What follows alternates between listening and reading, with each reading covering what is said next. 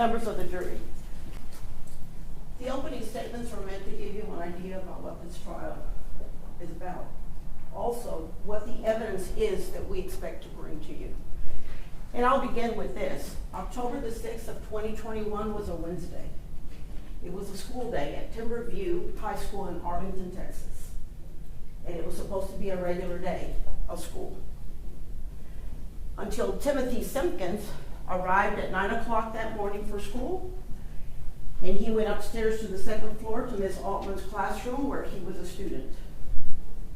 And he had a loaded gun. Nobody knew it then. 15 minutes later, 3 people were shot in a mass shooting that he is responsible for. He shot 3 people. It took him 15 minutes to enter the classroom, and around 9:15, he left on his own accord and went to his sister's apartment with his gun. At no time during those 15 minutes did anybody else have a weapon or threaten him with any deadly force. So what happened in 15 minutes? Chaos. Chaos to the entire school. All of the teachers and all of the students went into lockdown. The officers that arrived were in mass. They did not know who did it. They didn't know where the shooter was. Students were huddled in locked classrooms, crying, trying to contact their parents. Teachers were afraid. So what happened in Miss Altman's classroom? At 9:11, another student arrived late, and that's Zach Selby. He was also a student in that classroom. These schoolrooms are kept locked for safety reasons. So he had to knock on the door. Ms. Altman let him in.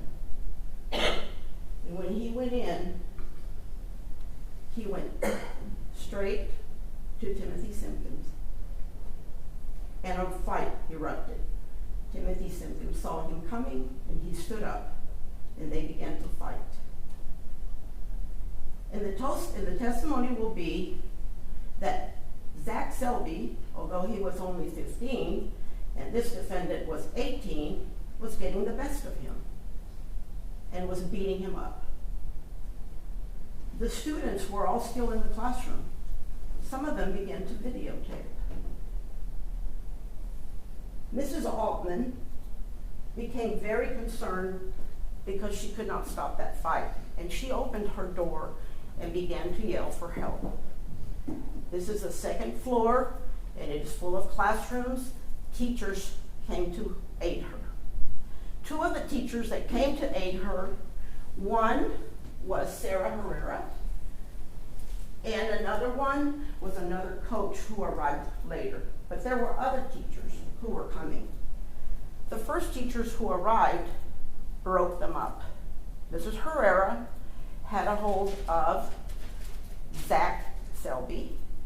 The other coach was holding Timothy Simpkins back. He had fallen during the assault, and you will hear that Zach Selby had hit him and maybe even stomped him with his foot. When that fight broke up, Timothy Simpkins jumped right back up. At this point, Mrs. Herrera has got her eyes on Selby, on Zach. He's like, I'm done. It's over. Approximately 6 to 8 feet separated them. Mrs. Herrera turns, and he's got the gun that he has in his waistband, and it's a Glock. The kids see it. Chaos ensues because they start running. Even the coach, who was trying to hold him back, says, "Run, run, gun." Mrs. Herrera sees the gun pointed at her and Zach. They both try to run. And she trips and she falls. And Zach gets shot one time, right then. People are running. It is very important what happens after that, because the shooting isn't over. He's not done. He's not finished. So as people are running out, another teacher gets shot. Another person, Mr. Calvin Pettit, who's 25 years old.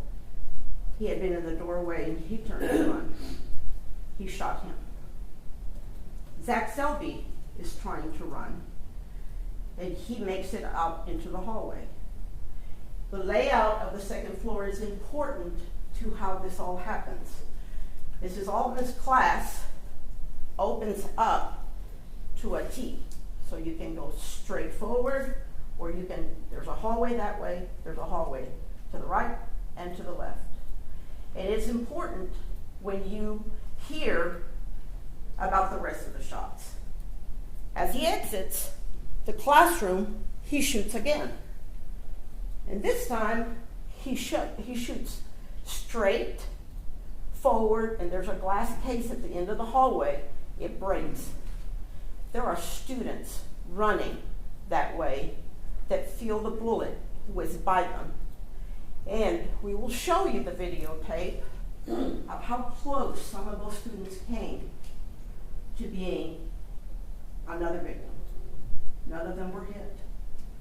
He turns his attention to the next hallway where Zach Selby has fallen and is crawling, trying to get to a stairwell. And he shoots again.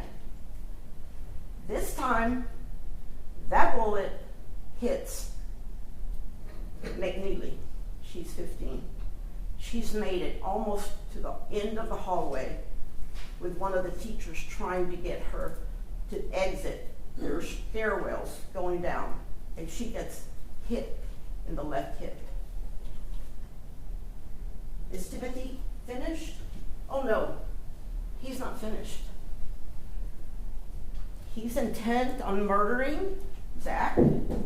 So although Zach is on the floor, trying to crawl away, trying to make it to a stairwell, you will see a video of him pointing that gun at him, very steadily shooting him 2 more times. And then you will see a video of him taking that weapon and leaving. And getting into his Dodge Charger and going to his sister's home with his gun. It is a tragic, horrible scene at that school that is on lockdown for hours. At the end of this testimony, we're going to ask you to find him guilty of attempted capital murder. Thank you.